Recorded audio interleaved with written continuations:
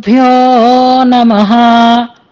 श्रीरङ्गसिंहगिरिदेशिकपादसेवा प्राप्ताखिल द्रविडवेदरहस्यजातम् श्रीगौतमान्वयजमाश्रितभागधेयम् गोपालदेशिकमहम् शरणम् प्रपद्ये। वाधूलान्वयसञ्जातमप्पलार्यतनूभवम् गोपालाचार्य सच्छात्रम् वन्दे वेङ्कटदेशिकम्।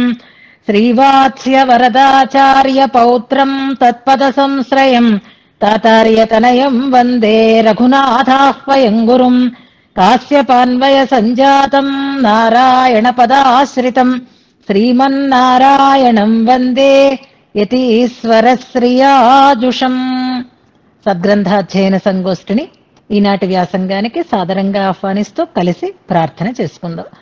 ప్రణామం లక్ష్మణముని ప్రతిగృహ్ణాతు మామకం ప్రసాదయతి యత్సూక్తి స్వాధీనపతికాం శృతిం అనుకల్పభూతమురజిత్పదం సతాం అజహత్రివర్గమపవర్గ వైభవం చలచిత్తవృత్తి వినివర్తన ఔషధం శరణం యతీంద్రచరణం వృణీమహే. శ్రీవత్సచిహ్నమిశ్రేభ్యో నమ ఉక్తిమధీమహే యదుక్తయస్త్రయీకంఠే యాంతి మంగళసూత్రతాం.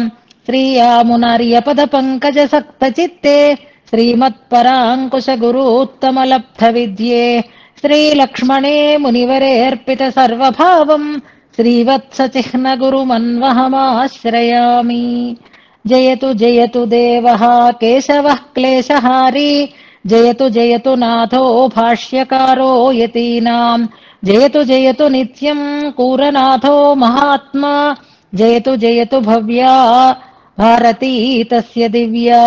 శ్రీమల్లక్ష్మణయోగినో నియమనం మూర్ధ్నా దధత్సాదరం శ్రీవత్సాంకగురుత్తమో గుణనిధిర్దేవాధిరాజస్తవం.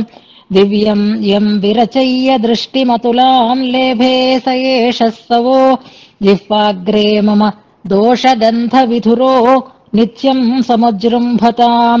హతావజ్యా హృద్యా గుణగణ సమృద్ధా సుమధురా గభీరా సౌహార్దం మనసి విదధానా విజయతే.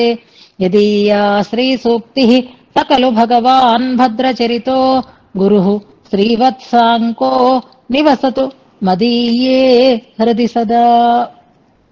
ఈరోజు గోష్ఠికి స్వాగత వచనాలని తెలియచేస్తూ చక్కటి ప్రయత్నం చేసి తనకుండేటటువంటి శ్రద్ధని మన ముందు ప్రకటించుకున్నారు శ్రవంతి. భాగ్యనగర వాసిని అని అన్నారు. ఇది ప్రథమ ప్రయత్నం అమ్మ, ఇంతకు ముందు చేశారా నాకు జ్ఞాపకం లేదు. ఇంతకు ముందు ఒకసారి ఈ పేరు విన్నాను, ఆమె ఈమె ఒకరో కాదో కానీ ఇంతకు ముందు ప్రయత్నం చేసి ఉంటే ఇది ద్వితీయం. ఇంతకు ముందు చెప్తున్నారు. చక్కగా మళ్ళీ ప్రయత్నం చేసినందుకు ముందుగా మనసారా ఆశీర్వచనం చేస్తున్నాను. సమయాన్ని అవకాశాన్ని సద్వినియోగం చేసుకోగలిగేటటువంటి చతురత ప్రతి ఒక్కరిలో కూడా ఉండాలి. ఇంతకు ముందు కూడా మీరు చెప్పారు అని కన్ఫర్మ్ చేశారు, చాలా సంతోషం. అలాంటి ప్రయత్నం పదే పదే పదే పదే చేస్తూ ఉండాలి అని మరొకసారి సూచన చేస్తున్నాను. నిన్న నేను మన ఆండాళ్ళ గారు చెప్పినటువంటి శ్లోకం విషయంలో నేను కన్ఫ్యూజ్ అయినానా లేక మిమ్మల్ని కన్ఫ్యూజ్ చేశానా అనేది నాకు అర్థం కాలేదు. 7, 8 శ్లోకాలు నిన్న మనం చెప్పుకున్నాం. 6వ శ్లోకం యొక్క అర్థాన్ని చెప్పాలి. ఏష ఈశ ఇతి అనే శ్లోక ప్రతిపదార్థమే చెప్పినట్టు గుర్తు నాకు. కానీ అంతకు ముందు ఉండేటటువంటి ఆ నెయ్యి వదలటం లేదు ఎవరిని కూడా. నేతి నేతి పరపరియుదాసత అని ఆ నెయ్యి అంటుకుపోయింది అందరిలోనూ. అది జిడ్డు కాబట్టి ఆ నెయ్యి కాదర్రా ఈ నెయ్యి వేరు అని నేను చెప్తున్నా. ఈ నేతి పదాన్ని ఇంకో రకంగా మనం అర్థం చేసుకోవాలి అని చెప్తున్నాను. కానీ ఆ నేతిలో కూరుకుపోతున్నారు, ఆ జిడ్డులో పట్టుకుంటున్నారు. అందుకని ఆండాళ్ళ గారు కూడా మన ఆ విషయం మీద ఎక్కువ ప్రస్తావన చేసి శ్లోకార్థం ఇది చెప్పినా ఇంకా దీనికి కూడా వివరణ మనం చాలా చేసుకున్నాము, దాన్ని రేపు కలుపుకోండి అని నేను సూచన చేశాను. కానీ ఇంకా నేతిలోనే ఉన్నారు మన శ్రవంతి గారు కూడా. ఇవాళ 6వ శ్లోకానికి చెప్తాను అన్నారు కానీ 5వ శ్లోక వివరణమే చేస్తూ 7వ శ్లోకంలోకి వచ్చారు. అయితే దాన్ని ప్రతిపదార్థం చెప్పి సంగ్రహంగా నిన్న ఆండాళ్ళ గారు దాన్ని ప్రస్తావన చేశారు. కానీ అందులో ఉండేటటువంటి చెప్పారండి 6వది, 5వదే చెప్పలేదు అన్నారు. లేదు లేదు లేదు, ఆరో శ్లోకంలో ఇంకా మనం విశేషార్థాలు కూడా చెప్పుకున్నాము. అవి రేపు కలుపుకోండి అని సూచన చేశాను. అంటే ఆ నేతి నేతి ఈయన కాదు అనే విషయం మీద ఎక్కువ స్ట్రెస్ ఇచ్చి ముందు ఇంట్రడక్షన్ ఇచ్చి ఈ శ్లోకానికి ప్రతిపదార్థం వరకు చెప్పారు. అందుకని అందులో ఉండే విశేషార్థాలు కలుపుకోండి అని నేను సూచన చేశాను. సరే పర్వాలేదు, ఏదైనా చెప్పాను కదా, ఇది ఒక మధుర పదార్థం, ఒక లడ్డు. ఏది తిన్నా ఎటువైపు తిన్నా అందులో ఉండేటటువంటి రుచి, దానికి ఉండేటటువంటి గొప్పతనం అలాగే ఉంటాయి. మళ్ళీ ఒకసారి దాన్ని పరామర్శించినందుకు అభినందిస్తున్నాను. చక్కగా వివరణ చేశారు, కానీ ఇంకా మధ్య మధ్యలో కొన్ని పదాలు ఉండిపోతున్నాయి. ముందుగా సవరణ చేసుకోవాల్సినటువంటి పదాలు హస్తగిరి కాదు, హస్తిగిరి. హస్తము అంటే చెయ్యి అని అర్థం. ఎలక్షన్స్ కూడా అవుతున్నాయి కాబట్టి మనకి తెలుసా గుర్తు. హస్తి అంటే ఏనుగు అని అర్థం. హస్తగిరి కాదు, హస్తిగిరి. మీరు హస్తగిరి అంటున్నారు. ఒకవేళ అంటే తడబాటు వల్ల అయితే పర్వాలేదు, కానీ ఒకసారి జ్ఞాపకం చేసుకోవడం కోసం నేను మళ్ళీ సూచన చేస్తున్నాను. అలాగే ఏ ఏ శ్లోకాలలో భగవంతుణ్ణి ఏ ఏ పదాలతో చెప్పారు అన్నదాన్ని లిస్ట్ అవుట్ చేశారు చక్కగా గుర్తుపెట్టుకుని. అందులో 3వ శ్లోకంలో మహిహి అన్నారు, కానీ మహహ అనేది పదం. మహహ అంటే తేజస్సు అని పదం, మహీ అంటే భూమి అని అర్థం అన్నమాట. అర్థాలు పూర్తిగా మారిపోతాయి కాబట్టి హస్తి అని దిద్దుకోవాలి, మహహ అని మనం అర్థం చేసుకోవాలి. మహహ అంటే తేజస్సు అని అర్థం. ఇవి రెండు సవరణ చేసుకోవాలి. ప్రతిపదార్థం చెప్తున్నప్పుడు కూడా తుంగ మంగళ గుణాస్పదే హరో అన్నప్పుడు తుంగ మంగళ అని చెప్తూ గుణాస్పదే అన్న పదం మళ్ళీ అక్కడ కొంచెం జారిపోయింది. అలాగే చివరిలో కూడా కొంచెం పదాలు సమన్వయం చేసేటప్పుడు కొంచెం మిస్ అవుతున్నాయి. వాటిని ఒక్కసారి దృష్టిలో పెట్టుకొని అర్థ వివరణ చక్కగా చేశారు. ఈ ప్రయత్నం ఈ మాత్రంగా ఈ శాస్త్రీయమైనటువంటి విషయాన్ని చెప్పడానికి సాహసించడం, చెప్పగలగడం ఆచార్య అనుగ్రహానికి సూచకంగా భావిస్తూ ఇతోధికంగా ఆచార్య అనుగ్రహం కలిగి, భగవద్ అనుగ్రహం కలిగి మంచి మంచి గ్రంథాలని చక్కగా అధ్యయనం చేసి మంచి మంచి విషయాలని అందంగా 10 మందికి అందించగలిగే సౌభాగ్యం మీకు కలగాలి అని ఆచార్యులని పరమాత్మని కూడా ప్రార్థన చేస్తూ ఈనాటి వ్యాసంగాన్ని మనం ప్రారంభం చేసుకుందాం. శ్రీవత్సాంకం నమస్యామి భక్త్యా గురుశిఖామణిం యస్య రత్నాయతే పంచస్తవీ స్తోత్ర సరేద్భుత. జయతు జయతు స్వస్తి హస్తిగిరిమస్తశేఖరః సంతనోతు మయి సంతతం హరిః నిస్సమాభ్యధికమభ్యధత్తయం దేవమౌపనిషదీ సరస్వతి. శ్రీనిధిం నిధిమపారమర్థినాం అర్థితార్థపరిదానదీక్షితం సర్వభూత సుహృదం దయానిధిం దేవరాజమధిరాజమాశ్రయే. నిత్యమింద్రియపథాతిగం మహో యోగినామపి సుదూరగం ధియః అప్యనుస్రవ శిరస్సు దుర్గ్రహం ప్రాదురస్తి కరిశైలమస్తకే. వల్లికాశ్రుతిమతల్లికామయీ ఏన పల్లవిత విశ్వశాఖయా స్వశ్రియా కరిగిరేరనుక్రియాం స్వస్తి మృష్టవరదం తమాశ్రయే. ఎం పరోక్షముపదేశతస్త్రయీ నేతి నేతి పరపర్యుదాసతః వక్తి యస్తమపరోక్షమీక్షయత్యేష తం కరిగిరిం సమాశ్రయే. ఏష ఈశ ఇతి నిర్ణయం త్రయీ భాగధేయరహితేషు నోదిశేత్ హస్తిధామని న నిర్ణయేతకో దేవరాజమయమీశ్వరస్త్వితి. హై కుదృష్ట్యభినివిష్టచేతసాం నిర్విశేష సవిశేషతాశ్రయం సంశయం కరిగిరిర్నుదచ్యసౌ తుంగమంగళగుణాస్పదే హరౌ. న్యాయతర్కమునిముఖ్యభాషితైః శోధితైः సహ కథంచన త్రయీ జోషయేద్ధరిమనంహసో జనాన్ హస్తిదామ సకలం జనం స్వయం. ఇంతవరకు మనం అర్థంతో అనుసంధానం చేసుకున్నాం. 8వ శ్లోకంలో ఉండేటటువంటి విశేషార్థాలని మనం తెలుసుకోబోతున్నాం. హస్తిగిరికి వేదం కంటే కూడా ఉండేటటువంటి విశిష్టతలని ఒక్కొక్క శ్లోకంలో మనకి చెప్తూ వస్తున్నారు. పండిత పామరులు అనే తేడా లేకుండా అందరూ కూడా ఈయనే పరతత్వము అని నిర్ణయించగలిగేటట్లుగా ఉంటుంది అన్నారు 6వ శ్లోకంలో. అంతేకాదు, మనం భగవంతుణ్ణి తెలుసుకోవాలి అంటే ప్రమాణం వేదం. ఆ వేద ప్రమాణాన్ని ఆశ్రయించిన అనేక సంశయాలు కలుగుతాయి. అలా సంశయాలు కలిగించేదైతే వేదం, సంశయ విచ్ఛేదం చేసేది హస్తిగిరి అన్నారు 7వ శ్లోకంలో. 8వ శ్లోకంలో సంశయాన్ని కలిగిస్తే మాత్రం భగవత్తత్వ ప్రతిపాదకమయ్యే ఉంది కదా. వేదం చివరికి చెప్పినది భగవత్తత్వాన్ని, సగుణ రూపాన్ని కదా. కళ్యాణ గుణాకరుడు అనే కదా వేదం ప్రతిపాదన చేస్తోంది అనేటటువంటి సందేహం కలిగితే నిజమే చేస్తోంది, కానీ ఎంత కష్టపడుతోందో చూడండి అంటూ ఆ 8వ శ్లోకంలో ప్రతిపదార్థాన్ని మనం తెలుసుకున్నాం. అందులో క్రియాపదం జోషయేత్ అని అనుకున్నాం.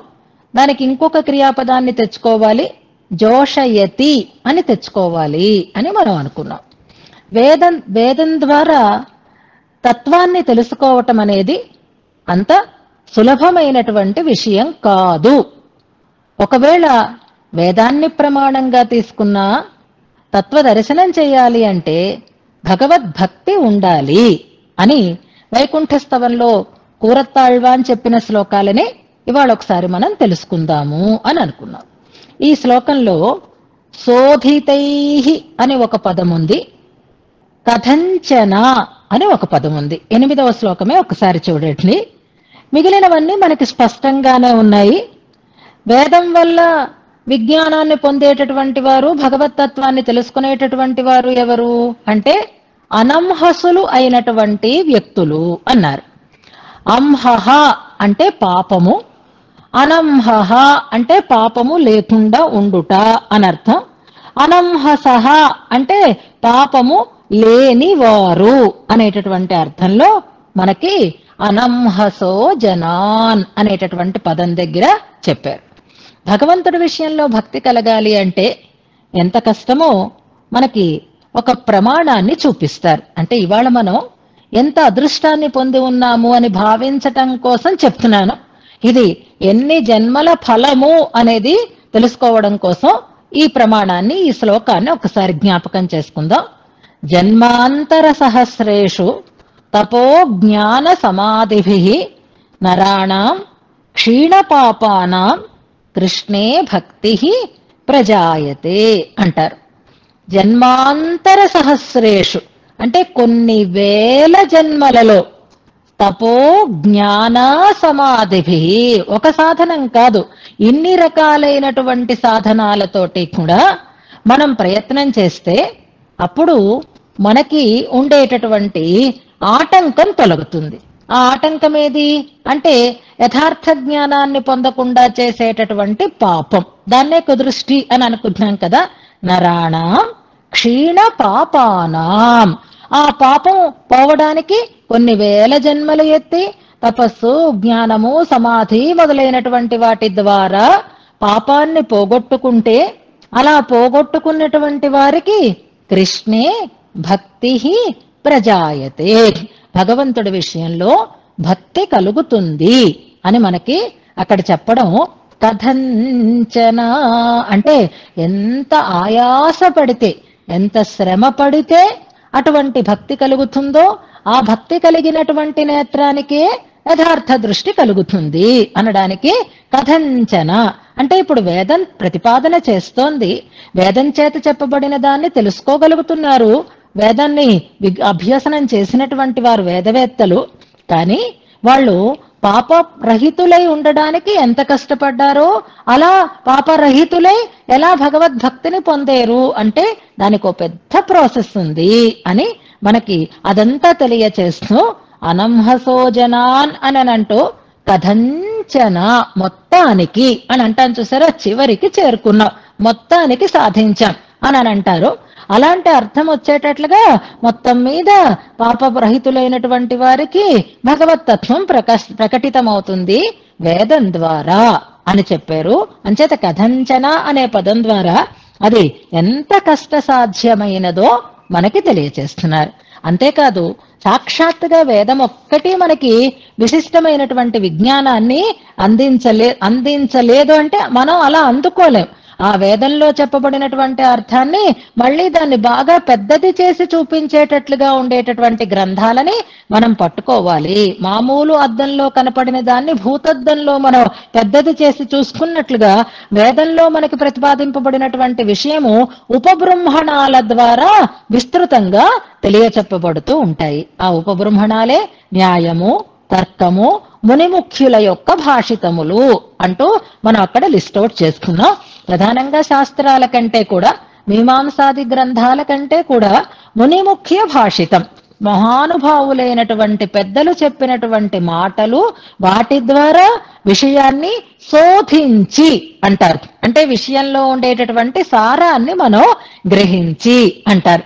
కొన్ని మాటలు మనకి అంతరార్థంతో కూడి ఉంటాయి. శోధించడం అని అంటే మీకు గుర్తుందో లేదో, పెద్దలు చెప్పిన మాటలు సంప్రదాయము తెలిస్తే మనం పదాలని, ఆ పదం యొక్క అర్థాన్ని ఎలా భావించాలో తెలుస్తుంది. అది తెలియకపోతే కలిగేటటువంటి అర్థజ్ఞానం వేరుగా ఉంటుంది అనడానికి ఒక ఉదాహరణ మనం చూద్దాం. మనకి శరణాగతి గద్యంలో శేష, శేషాసన, గరుడ ప్రముఖ, నానా విధానంత పరిజన పరిచారికా పరిచరిత చరణయుగళ అని ఒక వాక్యం ఉంటుంది. అందరి చేత ఆయన పరిచరింపబడినాడు, పరిచర్య అందుకుంటున్నవాడు అని. అందులో ఎవరు ముఖ్యంగా చెప్పబడుతున్నారు అంటే శేష, శేషుడు అంటే అనంతుడు స్పష్టంగా మనకు తెలుస్తోంది.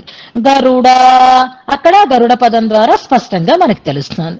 మధ్యలో ఒక పదం ఉంది, శేషాసన అనేటటువంటి పదం ఉంది.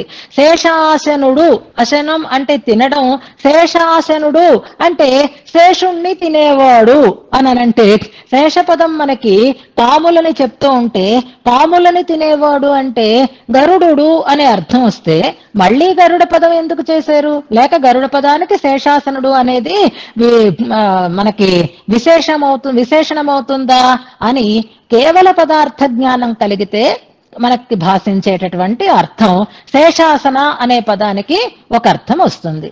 కానీ సంప్రదాయం తెలిస్తే, పెద్దలని ఆశ్రయిస్తే, పెద్దలు చెప్పేటటువంటి విశేషార్థాలను వింటూ ఉంటే, మన సంప్రదాయంలో శేషాసనుడు అంటే ఎవరో తెలియాలి అని అంటే మనకి స్తోత్రరత్నం రావాలి. యామునాచార్యుల వారు మనకి చెప్పినటువంటి శ్లోకాలు మనకి తెలియాలి. 5వ చూర్ణికలు అని పెడుతున్నారు మనకి శరణాగతి గద్యంలో. చాలా సంతోషం. అందులో మనకి అనంత గరుడ విశ్వక్సేనాదులకి గురించినటువంటి వైభవాన్ని చెప్తూ స్తోత్రరత్నంలో యామునుల వారు మనకి చెప్తూ వస్తున్నప్పుడు అక్కడ శేషాసనుడు అంటే ఎవరో తెలుసుకోవాలి అంటే ఒక శ్లోకాన్ని మనం జ్ఞాపకం చేసుకోవాలి. త్వదీయ భుక్తోజ్జిత శేష భోజినా త్వయా నిసృష్ట ఆత్మభరేణ యద్యథా ప్రియేణ సేనాపతినాన్యవేది అనేటటువంటి శ్లోకం ఉంటుంది. నెంబర్ పెట్టారు. ఒకసారి అది ఎవరి గురించి చెప్తోంది అంటే ప్రియేణ సేనాపతినా న్యవేది అంటే సేనాపతి ఎవరు? విశ్వక్సేనులు. ఆయన ఏం ఆరగిస్తారు అంటే త్వదీయ భుక్త ఉజ్జిత శేష భోజీ, పరుమాళ్ల యొక్క శేషప్రసాదాన్ని ముందుగా స్వీకరించేటటువంటి మహానుభావుడు ఎవరు అంటే ఆయన ఆ శేషప్రసాదాన్నే స్వీకరిస్తారు. కాబట్టి శేషాసనుడు అంటే ఇక్కడ ఎవరవుతారు? పాముల్ని తినేటటువంటి గరుడుని కాదు అర్థం. శేషాసనుడు అంటే పెరుమాళ్ల శేషప్రసాదాన్ని తీసుకునేటటువంటి విశ్వక్సేనులు అని అర్థం. ఇది ఎలా తెలుస్తుంది మనకి అంటే శోధితై అన్న పదం ఆ వేదం చెప్పినా, వేదాన్ని ఉపబ్రహ్మణాలు చెప్పినా వాటిని మళ్ళీ ఆళ్వారాచార్యుల యొక్క శ్రీ సూక్తులతో వడగట్టి బాగా దాని సారాన్ని గ్రహించి అనే అర్థాన్ని చెప్తారు. ఎంత కష్టం చెప్పండి. ఇంత శ్రమపడి, ఇంత కృషి చేసి, ఇంత అభ్యాసం చేసి మనం చివరికి వేదాన్ని ఆధారంగా చేసుకుని భగవతత్వాన్ని తెలుసుకోగలుగుతున్నాం. భగవంతుణ్ణి సేవింప చేస్తోంది మనకి త్రయి వల్ల ఇంత శ్రమ ఉంటుంది. కానీ అవేమీ అక్కర్లేకుండా సకలం జనం స్వయం జోషయతి, అందరినీ కూడా తానే స్వయంగా పరతత్వాన్ని సేవించేటట్లుగా చేస్తోంది. స్వయం జోషయతి దగ్గర మనం మళ్ళీ ముక్కోటి ఏకాదశి ఎగ్జాంపుల్ ని సమన్వయం చేసుకోవచ్చు. ఎవరైనా వచ్చి చేయి పట్టుకుని తీసుకెళ్లి దర్శనం చేయించినట్లుగా హస్తిగిరి ఇంకేమీ మీకు అక్కర్లేదు, నేనున్నాను అన్నట్లుగా దర్శింప చేస్తోంది అన్నారు. వేదం కంటే ఉండేటటువంటి అది ఆయాసంతో చేస్తోంది, ఇది అనాయాసంగా భగవత్తత్వ దర్శనాన్ని చేయిస్తోంది అని అందులో ఉండేటటువంటి శ్లోకార్థాన్ని మనం తెలుసుకుంటూ వైకుంఠస్తవంలో ఒక్కసారి మీ దగ్గర ఎలాగా శ్రీపతి స్తుతిమాల ఉంది కనుక అందులో ఒక మంచి శ్లోకాలు నిన్న మనం జ్ఞాపకం చేసుకున్నాము. కుదృష్టులు అనే పదం వైకుంఠస్తవంలో చాలా సార్లు వచ్చింది అన్నప్పుడు నిన్న మీరు నెంబర్ పెట్టారు 14వ శ్లోకము అని. బాహ్యాః కుదృష్టయ ఇతి ద్వితయేపి అని. వేదాన్ని ప్రమాణంగా స్వీకరించిన వారు, వేదాన్ని ప్రమాణంగా స్వీకరించని వారు అనంటే వాళ్ళు బాహ్యులు, వేద బాహ్యులు అంటారు. కుదృష్టులు అంటే వేదాన్నే స్వీకరిస్తారు కానీ అపార్థాలు చెప్తారు అని ఇద్దరికీ తేడా ఏముంది కనుక అన్నారు 12వ శ్లోకంలో. ఎలాగా అంటే ఇద్దరు అజ్ఞానంలోనే కూరుకుపోతున్నారు అన్నారు. Very good. శ్లోకం 14వ శ్లోకం పెడుతున్నారు. ఎలాగట అనంటే ఒక మృగం అంటే ఒక లేడీ అనుకోండి, అది అరణ్యంలో ఎండమావుల కోసం పరుగులు పెట్టుకుంటూ వెళుతోంది. అలా ఎండమావుల కోసం పరుగులు పెడుతూ ఉండేటటువంటి ఆ మృగాన్ని పులి వాత వేసి చంపి పారేసింది. పులి ద్వారా జీవితాన్ని కోల్పోయింది, ప్రాణాన్ని కోల్పోయింది ఆ మృగం.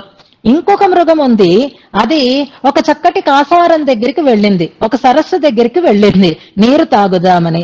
కానీ ఎలా దిగాలో దానికి తెలియలేదు. రేవు కాని చోట దిగింది, కాలు జారి పడింది. ఆ రేవు కాని చోట దిగేసరికల్లా అక్కడ మొసళ్ళు బోళ్ళు ఉన్నాయి, ఆ మొసలి పట్టి తినేసింది ఆ మృగాన్ని. ఇప్పుడు ఏదైతేనేమిటండి, ఈ మొసలి చేత తినబడిన మృగం గొప్పది, ఆ పులివాత పడ్డటువంటి మృగం తక్కువది, తెలివి తక్కువది అంటారా? ఇదైనా అదైనా ఏమైనా చివరికి తమ ఉనికిని పోగొట్టుకున్నాయి. అలాగే బాహ్యులైన కుదృష్టులైన సరి అయినటువంటి జ్ఞానం లేక అంతాన్ని పొందుతూ ఉంటారు అని ఆ శ్లోకంలో చెప్పారు.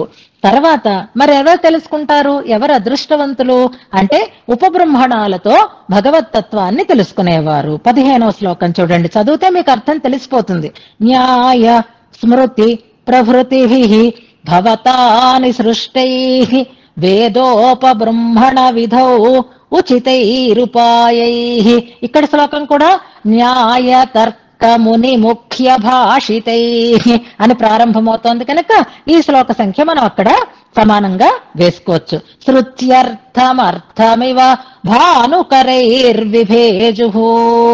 వాళ్ళకి ఏమీ కష్టం అక్కర్లేకుండానే వేద ప్రతిపాదితమైనటువంటి అర్థం స్పష్టంగా తెలుస్తుంది. ఎలాగా సూర్యుడు ఉదయిస్తే ఏ వస్తువైనా మన కంటికి ఎంత స్పష్టంగా కనిపిస్తుందో అలాగా వారు భగవత్తత్వాన్ని చూడగలుగుతారు. ఇంకే ప్రయత్నం అక్కర్లేదు. సూర్యకాంతి అన్నింటినీ ఎలా చూపిస్తుందో వేదం భగవత్తత్వాన్ని అలాగే ప్రకటింప చేస్తుంది. త్వద్భక్తి భావిత వికల్మష సేముషికాః. నీ పట్ల భక్తి కలిగిన వారు భగవత్తత్వ దర్శనాన్ని వేదం ద్వారా అలా తెలుసుకుంటారు. అంటే అది వేదం మనకి ఒక సూర్యకాంతి లాంటిది అని అక్కడ స్పష్టం చేశారు. సూర్యుడు ఉన్నాడు, మనము ఉన్నాము. భగవంతుడి పట్ల మనకి భక్తి లేదనుకోండి, అప్పుడు గుడ్డివాడు అని అర్థం అన్నమాట. గుడ్డివాడు లేదా కండ్ల కలక వచ్చినవాడు లేదా పచ్చ కామెర్లు ఉన్నవాడు అని అర్థం. సూర్యకాంతి ఉంది, వస్తువు ఉంది, వ్యక్తి ఉన్నాడు, కానీ దృష్టిలో మాత్రం దోషం ఉంది. అలాంటప్పుడు ఆ దోషం పోగొట్టుకోవడానికి తగినటువంటి దోషాన్ని నయం చేసేటటువంటి ఒక అంజనాన్ని వేసుకుంటే అప్పుడు కళ్ళు సక్రమంగా కనిపిస్తాయి. లేకపోతే ఏమవుతుంది, ఆ పిత్త పైత్య దోషం అలాగే ఉంటుంది. అందుకే భక్తి లేకపోతే భగవత్తత్వాన్ని మనం దర్శించలేము అన్నారు. తర్వాతి శ్లోకంలో 16వ శ్లోకంలో ఏతు త్వదంఘ్రి సరసీరుహ భక్తిహీనాః తేషాం అమీభిరపి నైవ యథార్థబోధః పిత్తఘ్నమంజనమనాపుషి జాతు నేత్రే నైవ ప్రభాభిరపి శంఖసి తత్వబుద్ధి.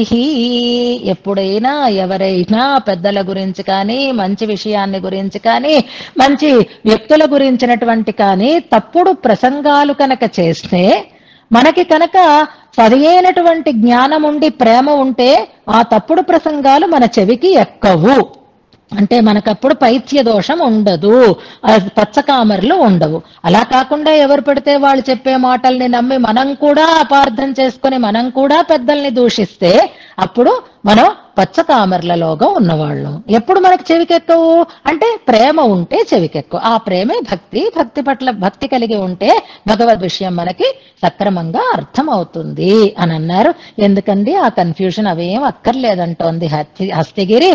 రండి నా దగ్గరికి రండి, నేను మిమ్మల్ని చేయి పట్టుకొని తీసుకుని వెళ్ళి మీకు ఆ వస్తు దర్శనాన్ని చేయిస్తాను అంటుంది అన్నట్లుగా ఉంది హస్తిగిరి అన్నారు ఈ శ్లోకంలో. ఇక 9వ శ్లోకాన్ని అనుసంధానం చేస్తాను. ఇంకా సులభమే, ఇంకా 2 శ్లోకాలు ఉన్నాయి ఈ హస్తగిరి వైభవాన్ని చెప్పేటటువంటి శ్లోకాలు. అయితే ఇంకా ఏం చెప్తారండి, ఎన్నో గొప్పతనాలు చెప్పారు మీరు. ప్రత్యక్షం అన్నారు, పరోక్షం అన్నారు, ఆయాసం అన్నారు, అనాయాసంగా అని అన్నారు. పోనీ చూపించేస్తోంది కదా, ఇంకా ఏమిటి ఈ హస్తగిరి ప్రత్యక్షం చేస్తున్నటువంటి విషయం అంటే, కొన్ని చోట్ల మనకి అతిశంక అని ఉంటుంది. అతిశంక అని అంటే అసలు ఇలా జరుగుతుందా, వీళ్ళు ఇలా చెప్తున్నారు కానీ అసలు అలా ఉంటుందిటండి, అలా జరగదే, అలా ఉండదే అని ఎంతో చెప్తున్నప్పటికీ కూడా మనం దాన్ని నమ్మకుండా ఉంటాం అన్నమాట. అలా నమ్మకుండా ఉండేటటువంటి అతిశంక కలిగేటటువంటి స్థితిలో ఆ అతిశంక పోయి అవును అవును అవును అలాగే ఉంటుంది అని అనిపించేటట్లుగా చేస్తుందిట. ఏది అంటే హస్తిగిరి అని అంటున్నారు. రేపొద్దున మనం సుందరబాహుస్వామి సన్నిధికి వెళతాం.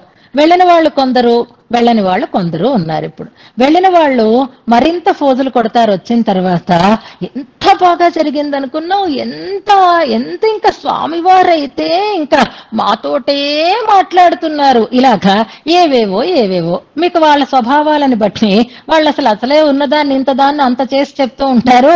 ఓ వీళ్ళు చెప్తున్నారంటే వీళ్ళ మాటలు ఏమంత నమ్మక్కర్లేదు, అంత స్వామివారు వచ్చి వీళ్ళని పలకరిస్తారా, వీళ్ళతో మాట్లాడతారా, అంత గొప్పలేదు, వీళ్ళ మాటలు నమ్మక్కర్లేదు, మనం రాలేదని మన దగ్గర మరింతగా ఫోర్స్ కొడుతున్నారు అని మనకి అనిపించే అవకాశం ఉందనుకోండి. అలా కాకుండా అదే సన్నివేశాన్ని ఫోటో తీసి ఇదిగో కావాలంటే చూడండి, ఇదిగో ఆడియో, స్వామివారు మాతో మాట్లాడుతున్న ఆడియో అని చెప్పారనుకోండి, అవునా నిజంగానే మీతో మాట్లాడారా అని ఎలాగైతే నమ్మక తప్పని పరిస్థితి వస్తుందో, అలాగా భగవత్తత్వాన్ని గురించి వేదం ఎన్నో విశేషాలు చెప్పింది.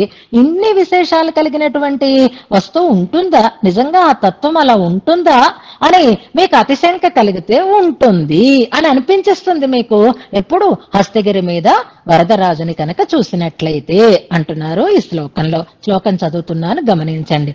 అద్భుతం మహత్ అసీమ భూమకం కించిదస్తి కిల వస్తు నిస్తులం ఇత్యఘోషి యదిదం తదగ్రతః తథ్యమేవ కరిదాంని దృశ్యతే. ఇందులో క్రియాపదం దృశ్యతే అనేది క్రియాపదం. దృశ్యతే అనంటే కనిపిస్తోంది అని అర్థం అన్నమాట. ఇది ప్రధానమైనటువంటి క్రియాపదం. ఇంకొక క్రియాపదం ఉంది, అఘోషి అనేది ఇంకొక క్రియాపదం. అఘోషి అంటే చాటి చెప్తోంది అని అర్థం. ఘోషిస్తోంది అంటే స్పష్టంగా దాన్ని తెలియచేస్తోంది, అందరికీ తెలిసేటట్లుగా చెప్తోంది అని అర్థం. నేను ఘోష పెడుతున్నానా, నేను అలా గోల పెడుతున్నానా అని అంటాను చూసారా. నేను గోల పెడుతున్నానంటే ఒకే విషయాన్ని పదే పదే పదే పదే పదే నిర్ధారణగా చెప్పడాన్ని ఘోషించటం అని అంటారు. శంఖ ఘోష అంటారు చూసారా, అలాగా అదే వినిపిస్తూ ఉంటుంది. అఘోషి అనేది కూడా ఒక క్రియాపదం, ఘోషించినది అని అర్థం. ఇంకొక క్రియాపదం ఉంది ఇందులో, అస్థి అనేటటువంటి క్రియాపదం. అంటే ఈ శ్లోకంలో మనకి 2కు మించినటువంటి క్రియాపదాలు కనిపిస్తున్నాయి. అస్థి అంటే ఉన్నది అని అర్థము, అఘోషి అంటే ఘోషించినది, చాటి చెప్పినది అని అర్థము, దృశ్యతే అంటే కనిపిస్తున్నది అని అర్థం. ఇప్పుడు ఏం కనిపిస్తోంది, ఏది ఘోషించింది, ఏది ఉన్నది అనేదాన్ని మనం తెలుసుకోవాలి. దీనికి శ్లోకం చాలా సులభమైన పదాలతో కూడి ఉన్నది కనుక ఎవరు ఘోషిస్తున్నారు, ఏం ఘోషిస్తున్నారు, ఏమున్నదని ఘోషిస్తున్నారు అంటే కించిత్ వస్తు అస్తి కిలా అంటోదిట వేదం. ఒక వస్తువు ఉంది, ఒక వస్తువు ఉంది, సాటి లేని తత్వం ఉంది అని, అస్తి ఉంది, కించిదస్తి విలక్షణమైనటువంటిది ఒకటి ఉంది, కిలా ఉంది కదా అని ఇక్కడ వస్తు శబ్దం ద్వారా భగవత్ తత్వాన్ని చెప్తున్నారు. ఎలాంటిది ఆ తత్వము అంటే అద్భుతం అని మొదలు పెడుతున్నారు. ఏదైనా గొప్పలు చెప్పుకోవాలి అంటే మనం కూడా ఇంకా సూపర్ అని మనం అది మన వాట్సాప్ లాంగ్వేజ్ లో అయితే దానికి స్క్రిప్ట్ కూడా మారిపోతూ ఉంటాయి కనుక చివర్లు ఎంత పెంచుతూ ఉంటే అంత గొప్పది అన్నట్లుగా అద్భుతం, అద్భుతమైనది అంటారు. అంటే ఇక అద్భుతం ఎప్పుడు అంటే మిగిలిన వాటికంటే కూడా ప్రత్యేకంగా ఉంటే అద్భుతం అంటాం. ఆశ్చర్యం అప్పుడే కదా కలుగుతుంది. వేదం భగవతత్వాన్ని అలాగే చెప్తుంది. చాలా మహద్ ఆశ్చర్యకరమైనటువంటి తత్వము అని వేదవాక్యాలు మనకి భగవతత్వాన్ని చెప్తాయి. అద్భుతం అవచ్చుగాక, అయితే మాత్రం గొప్పదా అంటే మహత్, చాలా గొప్పదైనటువంటి వస్తువు అది అంటారు. ఇంకా అది పరిచ్ఛిన్నమైనది కాదు, అపరిచ్ఛిన్నమైనటువంటి వస్తువు, విచ్ఛిన్నం కాదు, ఎప్పుడూ ఉండేటటువంటి వస్తువు అన్నారు. ఎప్పుడు ఉంటుందా? ఎప్పుడైనా అది ఎంత ఉందో మీరు తెలుసుకున్నారా అని అడిగితే అసీమ భూమకం, సీమ లేదు, దానికి హద్దు లేదు. అసీమ భూమా, భూమ విద్య అని మనకు ఉపనిషత్తులలో చెప్పబడుతూ ఉంటాయి. ఏది చూస్తే మరొక దాన్ని చూడాలని, మరొక దాన్ని వినాలని, మరొక దాన్ని సేవించాలని అనిపించదు, అది భూమా అంటారు. అసీమ భూమకం, అద్భుతమైన గొప్పదైన హద్దులేనటువంటి అతి గొప్పదైనటువంటి కించిద్ వస్తు అస్తి కిలా, ఉన్నది సుమండి ఒక గొప్పదైనటువంటి తత్వము. ఆ తత్వం ఇలాంటిది అని చెప్పడానికి వీలైనది కాదు. నిస్తులం, తుల అంటే సాటి, నిస్తులం అంటే సాటి లేనిది అని అర్థం. విశేషణ పదాలు ఎన్నున్నాయి ఇక్కడ? అద్భుతం అనేది ఒకటి, మహత్ అనేది ఒకటి, అసీమ భూమకం అనేది ఒకటి, నిస్తులం అనేది ఒకటి. సాటి లేనిది, గొప్పదైనది, పరిచ్ఛేదించడానికి వీలు లేనిది, విచ్ఛేదము లేనిది, ఆశ్చర్యకరమైనది అయినటువంటి కించిత్ వస్తు అస్తి కిలా, ఒక గొప్పదైనటువంటి తత్వము ఉంది కదా అని. ఇతి అఘోషి అని ఘోషించిందిట. ఏది అంటే వేదం. యత్ ఏదైతే అలా చెప్పబడినదో, ఏ వస్తువైతే వేదము ద్వారా అలా ఘోషింపబడినదో, ఇక్కడ వేదము అనడానికి మనకి ప్రత్యేకమైనటువంటి పదమేమీ ఇవ్వలేదు, త్రయీ అనే దాన్ని అనువర్తించుకోవాలన్నమాట మనం. అలా చెప్తే అఘోషి యత్ ఇదం, అలాంటి ఆ వస్తువు తత్ అగ్రతః కరిధామ్ని దృశ్యతే, మన కంటి ఎదురుగానే కనిపిస్తోంది. మన ఎదురుగానే మనం ఈ చక్షువులతో చూసేటట్లుగా కరిధామ్ని అగ్రతః, కరిశైలం మీద మన కంటికి ఎదురుగా తథ్యమేవా దృశ్యతే, నిజమే నిజమే నిజమే అని అనిపించేటట్లుగా మనకి దృశ్యతే కనపడుతోంది. వీళ్ళు డబ్బాలు కొట్టటం లేదు, వీళ్ళు ఫోజులు కొట్టటం లేదు, వీళ్ళు అతిశయంగా చెప్పటం లేదు, ఇది నిజంగానే జరిగింది, ఇలాగే ఉంది, ఇలాంటి వస్తువు ఉంది అని ఎప్పుడు మనకు అనిపిస్తుందిట? వేదవాక్యాలు వింటూ ఉంటే మనకి వేదవాక్యాల్లో చెప్తారు కదా, ఎక్కడి నుంచి అయితే మొత్తం అన్ని వచ్చాయో అని. యతో వా ఇమాని భూతాని జాయంతే ఏన జాతాని జీవంతి యత్ ప్రయంత్యభిసంవిశంతి తద్బ్రహ్మ అంటే అబ్బో అన్నిటికీ ఈయనే కారణమా అంటారు. ఆయనే ముందున్నవాడు, ఏకమేవ అద్వితీయం, ఇలాంటి ఆ వేదవాక్యాలన్నీ భగవతత్వాన్ని చాలా విశిష్టమైనదిగా చెప్తున్నాయి. కానీ మనమైతే ఎక్కడ చూడటం లేదు. అది ఎక్కడ కనిపిస్తోంది అంటే కరిధామ్ని అగ్రత, ఇదిగో నీ కంటే ఎదురుగా పెట్టాను కదా, ఇంతకంటే ఏం కావాలి అని ఒక్కసారి కరిశైలానికి వెళ్ళి ఆ స్వామిని కనుక మనం సేవిస్తే అప్పుడు మనం అలా సేవించిన వెంటనే మనం అందరం ఏకగ్రీవంగా అనేటటువంటి మాట ఒక్కటేనట.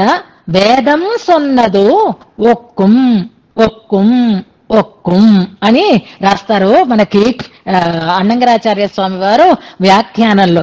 మనం ఈ హడావిడి అయిపోయిన తర్వాత ఆ వ్యాఖ్యాన పంక్తులు కూడా చెప్పుకుంటూ ముందుకు సాగుదాం. ఒక్కుం ఒక్కుం ఒక్కుం అంటే తగును తగును తగును అని అర్థం అన్నమాట. మనం అక్కడికి వెళ్ళి ఆ స్వామిని సేవించినప్పుడు అవును వేదంలో చెప్పబడినటువంటి వైభవం కలిగినటువంటి వస్తువు ఇదే, వేదం ఎంత అద్భుతంగా చెప్పిందో అదే తథ్యం, అదే నిజం అనిపించేటట్లుగా మనకి ఆ వేదంలో చెప్పబడినటువంటి భగవతత్వాన్ని మనకి కంటికి మాంసచక్షువులకి కనపడేటట్లుగా చేస్తుంది అని. అలా ఎవరైనా సరే ఒప్పుకోవలసినదే, దాన్ని తెలుసుకోవలసినదే, దాన్ని దర్శించుకోవలసినదే. అలా ఉంటుందిట భగవతత్వం. అంచేత అతిశంక పరిహారాన్ని చేస్తున్నారు ఈ శ్లోకంలో అని అనుకుందాం. అంత గొప్పగా ఒక దాన్ని గురించి మనకు ఉండేటటువంటి ప్రేమ వల్ల మనం చెప్తే చెప్పవచ్చు, కానీ నిజంగా అలాంటి వస్తువు ఉంటుందా అని మీకు కనుక అతిశంక కలిగితే అవును ఉంది ఇదిగో అని మనం తెలుసుకునేటట్లుగా కరిధాంని దృశ్యతే అంటున్నారు ఈ శ్లోకంలో. ఒక్కసారి మళ్ళీ ప్రతిపదార్థం చెప్తాను, గమనించండి. అద్భుతం ఆశ్చర్యకరమైనది, మహత్ చాలా గొప్పది, అసీమ భూమకం హద్దులేని గొప్పతనం కలిగినది, నిస్తులం సాటి లేనిది అయినటువంటి వస్తు, కించిత్ వస్తు ఒక వస్తువు. ఈ కించిత్ పదం చిన్న అనే అర్థంలో కాదు, అంటే చెప్పడానికి వీలు కాని వైభవం కలిగినటువంటి వస్తువు. అస్తి కిల ఉంది కదా అని, ఇతి అని, అఘోషి ఏదైతే ఘోషింపబడినదో, ఏదైతే చెప్పబడినదో, యత్ అఘోషి దేని గురించి అయితే చెప్పబడినదో, తత్ ఇదం అటువంటి ఆ వస్తువు, కరిధాంని అగ్రత కరిశైలమునందు, అగ్రత కంటికి ఎదురుగా, తథ్యమేవా నిజముగానే, దృశ్యతే కనపడుచున్నది అనర్థం. అది చెప్పింది, ఇది కనపరిచింది అంటున్నారు ఈ శ్లోకంలో. ఈ శ్లోకాన్ని మనం చివరిలో ఉపదేశంగా తెలుసుకుంటూ ముందుకి సాగుదాం. ఇక ఇవాళ కొంచెం మనం రేపటి నుంచి కార్యక్రమంలో ఉంటాం కనుక ఆ సుందర బాహుస్తవంలో ఏ శ్లోకాలు మనం అక్కడ చదువుకోవాలో కూడా ఒకసారి చెప్తాను. మళ్ళీ వెళ్ళాలంటే మళ్ళీ నేనే చెప్తానులేండి, ఇంతకు ముందు చెప్పాను గమనించండి అని అన్నాను. పాపం వాట్సాప్లో వెతుక్కున్నట్టున్నారు, అవి దొరికినట్టు లేదు. నేను దాని గురించి కూడా చెప్తాను. దానికంటే ముందుగా అంటే తర్వాత చివరిలో ఉపదేశం చేసుకుంటాం కాబట్టి ఇప్పుడు ముందు శ్లోకం చెప్పేస్తాను, తర్వాత మీకు మిగిలిన విషయాలని చెప్తాను. చెప్పబోయే విషయం కూడా చాలా గొప్పదే కాబట్టి ఇది మాత్రం వినేయండి, తర్వాత శ్లోకం ఉపదేశం చెప్తాను. సుందర బాహుస్తవంలో శ్లోకాలు కూడా చెప్తాను. ఇప్పుడు రాలేకపోతున్న వారికి, అది సరి అయిన రీజన్తో రాలేకపోతున్న వారికి, వయస్సు అయిపోయి పెద్దవారైపోయి కదలలేని పరిస్థితిలో ఉండి రాలేకపోతున్న వారికి ఊరట కోసం, ఊరట కాదు వారు హాయిగా ఉండడం కోసం ఒక సన్నివేశాన్ని చెప్తాను.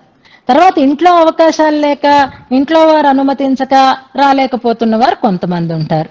అలా కాకుండా శరీరం సహకరించక, ఆ శరీరాన్ని కాస్త మనం వశం చేసుకోవాలి అంటే మరొకరి సహకారం కావలసి ఉన్నటువంటి స్థితిలో రాలేకపోతున్న వారు కూడా చాలా మంది ఉంటారు. ఈ కొంతమంది తిట్టుకుంటున్న వాళ్ళు కూడా చాలా మంది ఉంటారు. ఆ మాత్రం మేము వస్తానంటే కాదన్నారు. మేమేమైనా బరువు అయిపోతామా? మేము మా కాళ్ళతోటే కదా నడుస్తాం. మా మా మా వస్తువులు పట్టుకుంటే చాలు, మా లగేజ్ మోస్తే చాలు, ఏముంది కనుక మేము మెల్లిగా నడుస్తాం, మమ్మల్ని కూడా వదిలేకుండా వెళ్ళిపోతే చాలు అని అనుకుంటున్న వాళ్ళు ఉండొచ్చు. రకరకాల ఆసక్తి అనేది మన చేతిలో లేదు. రేపొద్దున మనం కూడా అలాంటి ఆసక్తి కలిగిన వారం అవుతాం కనుకే దీపం ఉండగానే ఇల్లు చక్క పెట్టుకోవాలి. కాబట్టి శక్తి ఉండగానే సద్గ్రంథాధ్యయన సంగోష్ఠి కూడా ఇలాంటి కార్యక్రమాలు చేసుకుంటూ ఉండాలి. తర్వాత మళ్ళీ మంజుల గారే మరొకరి సహాయం అడగచ్చు, ఆ అమ్మగారే మరొకరి సహాయం అడగచ్చు. నడవలేను, పెట్టుకోలేను, చూయలేను, వస్తాయి, ఎవరికైనా ఆ వస్తువు వస్తుంది. కానీ పెద్దవారైపోయి చక్కగా శ్రద్ధగా గోష్ఠిలో అన్వయిస్తూ ఆనందిస్తూ ఉండేటటువంటి శ్యామల గారు, సుకన్య గారు ఇలాంటి వారందరూ ఉన్నారు చూసారా. చాలా సంతోషం వేస్తుంది నాకు. మన పెద్దమ్మ గారైతే పరమపదానికి చేరుకున్నారు అనుకోండి, కానీ ఈ వయస్సులో కూడా వాళ్ళు ఇంత ఆసక్తిగా ఇంత శ్రద్ధగా అన్వయించటం అనేది చాలా ఆనందం. కనుక వారిని సుందర బాహుస్వామి ఎలా అనుగ్రహిస్తాడు అనడానికి నేను ఒక చెప్తాను. మీరేం బెంగ పెట్టుకోకండి. తప్పకుండా మిమ్మల్ని ఆయన దృష్టిలో పెట్టుకుంటాడు, అలాంటి పెద్దల్ని అనడానికి మీకు ఒక మాట చెప్తాను. కొండ గురించి కదా మనం చెప్పుకుంటున్నాము. ఆ కొండ కరిశైలమో లేక వనగిరి ఇవన్నీ మనం వింటూ ఉన్నాం. నిజానికి అసలైన కొండని మనం వదిలేసాం. అసలైన కొండ ఎవరు అంటే మన బంగారు కొండ, మన కూరత్తాళ్వాన్ అనుకోండి. కూరత్తాళ్వాన్ని ఒక కొండగా అందంగా వర్ణిస్తారు ఒక మహానుభావులు. ఆ వర్ణించినటువంటి మహానుభావులు శుద్ధ సత్వం దొడ్డయాచార్య స్వామివారు అని వారి పేరు. వీరి కథ మీరు విని వీరి గురించి మీరు వినే ఉంటారు. నేను చెప్తే మీకు అర్థమవుతుంది. గ్రంథం కూరనాథ పంచాశత్ అనేటటువంటి గ్రంథం. కూరత్తాళ్వాన్ వైభవాన్ని గురించి చెప్తూ ఎన్నో గ్రంథాలు ఉన్నాయి. ఆ కూరనాథ పంచాశత్ అనేటటువంటి ఒక స్తోత్రంలో మనం గిరి వైభవాన్ని చెప్పుకుంటున్నాం. మనం ఇప్పుడు కూరత్తాళ్వాన్నే చెప్తున్నారు, కరిగిరి వైభవాన్ని. మనం కూరత్తాళ్వాన్నే ఒక కొండగా భావన చేసుకుందాం. అలా కొండగా భావన చేసుకుంటే కూరత్తాళ్వానికి కొండకి ఉండేటటువంటి సామ్యాలు చెప్తూ ఒక అందమైనటువంటి శ్లోకం చెప్తున్నారు. ఆ శ్లోకం నేను తర్వాత చెప్తాను మీకు. కానీ చెప్పినటువంటి ఆ గ్రంథాన్ని చెప్పినటువంటి మహనీయులు శుద్ధ సత్వం దొడ్డయాచార్య స్వామివారు అని వారి పేరు. వారికి ఉండే విశేషం ఏమిటి అంటే వారు ముదలియాండాన్ వంశానికి చెందినటువంటి వారు. వారు చోళంగీర్ అని ఇప్పుడు అంటారు, చోళసింహపురం అనేటటువంటి ఒక క్షేత్రానికి చెందినటువంటి వారు. మీరందరూ కూడా చోళంగీర్ గురించి వినే ఉన్నారు. వారట కంచిలో జరిగేటటువంటి గరుడ సేవకి ప్రతి సంవత్సరం తప్పకుండా వచ్చి సేవించుకుంటూ ఉండేవారట. ఏ సంవత్సరము కూడా మిస్ అయ్యేటటువంటి వారు కాదు. గరుడ సేవే విశేషం కంచికి. అందులో వారు తప్పకుండా వచ్చి వింటూ ఉండేవారు. అంటే ఒక 300 years బ్యాక్, ఒక 300 సంవత్సరాల కిందకి చెందిన కాలానికి చెందినటువంటి వారు ముదలియాండాన్ వంశానికి చెందినటువంటి వారు, మంచి వైష్ణవ కుటుంబానికి చెందినటువంటి వారు. వారు పాపం శ్రద్ధగా చక్కగా కంచి గరుడ సేవని చేసుకుంటూ ఉండేటటువంటి మహానుభావులు. వయస్సు పైబడింది, 95 సంవత్సరాలు వచ్చేసాయి పాపం. అప్పటి వరకు మానకుండా వెళ్లి చేసుకున్నారు. ఆ ఏడాది ఇంకా మరి శరీరం సహకరించక గరుడ సేవకి వెళ్ళలేకపోయారట వారు. వెళ్ళలేకపోయిన సందర్భంలో ఎలాగా వెళ్ళలేదు కదా అని ముసుగు పెట్టి పడుకోలేదు. వెళ్ళడం అలవాటు కదా ప్రతిసారి, అందుకని నిద్ర పట్టలేదు పాపం. అయ్యో నేను వెళ్ళలేకపోయాను అని అనుకుంటున్నారు. తెల్లవారుజామున కదా ఆ సేవ అవుతుంది. వారు ఆ చోళసింహపురం చోళంగిరిలో ఉండేటటువంటి ఆ బ్రహ్మ సరస్సులో కొలనులో స్నానం చేస్తూ అయ్యో నేను ఇవాళ వెళ్ళలేకపోయేనే, స్వామిని సేవించలేకపోయేనే అని బాధపడుతున్నారట. బాధపడుతూ ఉంటే స్వామి అక్కడికి వచ్చేసాడట. ఆ గరుడ వాహనాధిరూఢుడై ఉండేటటువంటి ఆ స్వామి వీరికి దర్శనం కలిగించటం కోసం తానే వచ్చేసాడట. స్వామి ఇదిగో అన్నాడట, మీరక్కడికి రావక్కర్లేదు, నేనే ఇక్కడికి వచ్చి మీకు సేవ సాయిస్తున్నాను అన్నాడట. ఆ రకంగా తన దర్శనాన్ని ఇచ్చాడట. ఆ స్వామికి అని మనకి వారి వైభవాన్ని గురించి చెప్తున్నారు. ఆ కథలు ఇందాక అనుకున్నాం కదా, అతిశంకన అద్భుతం మహదసీమ భూమకో, మా మనస్సు ఊరట పొందడం కోసం అమ్మగారు ఇలా చెప్తున్నారు అని అంటే ఇది నిజము అనడానికి కొన్ని గుర్తులు కావాలి కదా. అది నిజము అనడానికి ఇప్పటికీ మనకి ఒక ప్రమాణం ఏమిటిట అంటే, ఏ కొలను దగ్గర అయితే వారు స్నానం చేస్తున్నారో ఇప్పటికీ మీరు వెళ్ళి చూడండి, ఆ చోళంగీరు ఆ చోళసింహపురంలో ఇప్పటికీ ఆ కొలను దగ్గర ఆ వరదరాజస్వామి యొక్క మూర్తి ప్రతిష్ఠితమై ఒక ఆలయం కూడా అక్కడ కట్టి ఉంచారు. ఇది వారికి ఆ దొడ్డయాచార్య స్వామి వారికి సేవ సాయించినటువంటి స్థలము అని దీన్ని మరిచిపోకుండా ఉండేటట్లుగా ఆ సన్నివేశం ఇప్పటికీ అక్కడ ఉంటుంది అని అంటారు. ఇదొకటి. అంతేకాదు ఆ మహానుభావులు ఆ దొడ్డయాచార్య స్వామి వారి యొక్క అర్చామూర్తి కూడా అక్కడ ఆలయంలో వేంచేపు చేసి ఉంటారు. ఆళ్వారాచార్యుల మూర్తులు ఎలా ఉంటాయో వీరి వైభవం కూడా అక్కడ స్థిరంగా అక్కడ ప్రతిష్ఠింపబడింది అని అంటారు. అది అక్కడి సంగతి అయితే, ఇక ఇప్పటికీ కంచి గరుడ సేవ అవుతుండేటటువంటి సందర్భంలో ఒక చిన్న సంప్రదాయం ఉంటుందిట. ఒక్క క్షణం పెరుమాళ్ళకి తెర పట్టేస్తారట.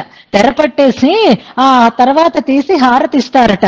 ఆ తెర పట్టినప్పుడు దేనికి అంటే, ఇది మనకి కాదు దొడ్డయాచార్య స్వామి వారికి సేవ సాయిస్తున్నారు అని ఆ ఐతిహ్యాన్ని గుర్తు చేస్తూ ఒక్క క్షణం తెరపెట్టి అది దొడ్డయాచార్య స్వామి వారి సేవ అని చెప్పి వారికి హారతిచ్చి తర్వాత ఉత్సవాన్ని కొనసాగిస్తారు అని అంటారు.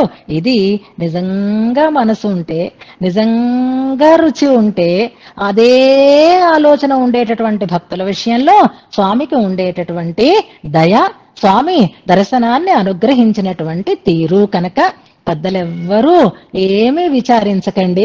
అయితే మళ్ళీ జానకమ్మ గారు సుందరబాహస్వామి రాలేదండి అని మళ్ళీ నన్ను అడగండి.